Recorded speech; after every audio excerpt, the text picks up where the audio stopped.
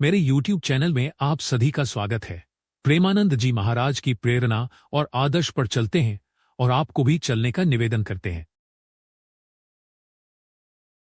जैसे आपका स्त्री शरीर है और आपको कोई छेड़ रहा है, आप कह दो क्षमा, तो दूसरी बार पकड़ लेगा वो। अब नए नए बच्चे बहुत उद्दंड होते चले जा रहे, नशा करने लगे हैं, गंदी बातें देखते हैं मोबाइल में और उसी का प्रयोग प्रैक्टिकल करना चाहते हैं। तो गंदे गंदे आचरण, गंदी गंदी बातें हो रही, तो हम बहनों से प्रार्थना करते हैं, बिल्कुल क्षमा मत कर। भगवान सबको क्षमा नहीं करते, नहीं तो ये सब किसी को कर्म भोग भोगना ही ना पड़े। सब मंदिर जाते हैं, सब हाथ जोड़ते हैं, सब जय जय मनाते हैं, नहीं क्षमा करते। क्षमा तब करते हैं आज तक किया, हे परमात्मा आज के बाद कदापि नहीं करूंगा और निरंतर नाम जप करूंगा, सही चलूंगा, तो भगवान कुछ दिन देखते हैं और फिर उसको क्षमा कर देते हैं। लेकिन जिनका स्वभाव ही है अपराध करना, गलतियां करना, उनको क्षमा नहीं करना चाहिए। उनका सुधार ही दंड के द्वारा होता है। जब हमारे सामने कोई ये प्रश्न करता है कि मैं बहुत दुखी हूँ, कोई उपाय बताइए निवृत्ति का, और मैं वहां गया, तब मुझे लगता है कि पागल, तेरी समझ में नहीं आ रहा, सुख का समुद्र तेरे पास है,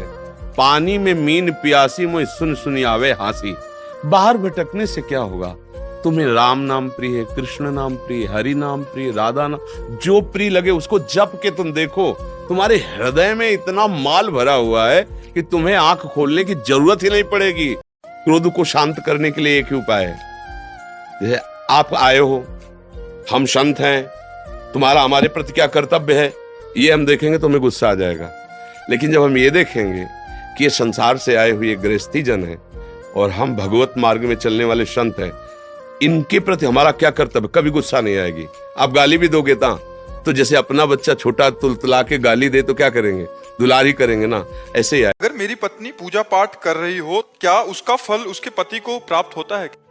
नहीं, उसका चिंतन, उसका भजन उसको पूरा का पूरा प्राप्त होगा। आप यदि साधन भजन करेंगे तो आपने पाणी ग्रहण लिया है, आपकी अर्धांगिनी उसको प्राप्त होगा। लेकिन उसका साधन भजन किया हुआ, वो चाहे आपको दे तो आपको प्राप्त हो सकता है, नहीं तो नहीं। आप चाहो या ना चाहो, वो चाहेगा। जैसे आप गंगा स्नान करने गए तो उसका आधा पुण्य फल उसको मिलेगा, क्योंकि अर्धांगिनी है। पाणी ग्रहण आपने किया, उसने थोड़ी आपका हाथ रखा है, आपने उसका हाथ पकड़ा है। पाणी ग्रहण किया है तो पति का किया हुआ धर्म पत्नी को मिलता है। लेकिन पत्नी जो स्वयं धर्म करती है, वो चाहे तो पति को दे, नहीं तो स्वयं में वो परमात्मा प्राप्ति के लिए समर्थ हो सकती है। हमारे जीवन का अंतिम समय आ जाता है, तो क्या कुछ घंटे, 2 दिन या 15 दिन पहले हमें संकेत? ये पुण्यात्मा महात्माओं का अंतिम समय उनको पता चलता है, जो महात्मा होते हैं, निरंतर भजन करते रहते हैं, उनको संकेत हो जाता है कि अब हमारा आज शरीर पूरा हो जाएगा। सबको नहीं होता, सबको नहीं। नाचते नाचते लोग नहीं मर जाते, देखो ना, खाते खाते मर जाते। कवल भोजन मंगाया होटल में और ऐसे बैठे ऐसे किया, मर गए। अगर उनको पता होता तो काहे को कहते? पता होता सिद्ध पुरुषों को, जो भगवान का भजन किए हैं, जिनकी आत्मा निरंतर परमात्मा में जुड़ी रही, उनको पता चलता है संसारिकता नहीं है। ये भोजन पाना संसारिकता, लेकिन मृत्यु संसारिकता नहीं, कि जैसे आखिरी कवल को पता लगता है हमारा हो गया, ऐसे हो। ये सिद्ध पुरुषों को होता है, जिन्होंने भजन किया है। साधारण प्राणियों को तो पशुओं की तरह मर जाते हैं, उनको क्या पता। पशुओं की तरह जन्मे, पशुओं की तरह आचरण करते रहे और पशुओं की तरह मर गए। जो मनुष्य रूप में जन्मे और भजन करके भगवान के चिंतन में पूरा जीवन व्यतीत किया, ऐसे सिद्ध महापुरुषों को अंतिम निर्णय आ जाता है कि आपका 1 घंटे में, 2 घंटे में शरीर पूरा होने वाला है।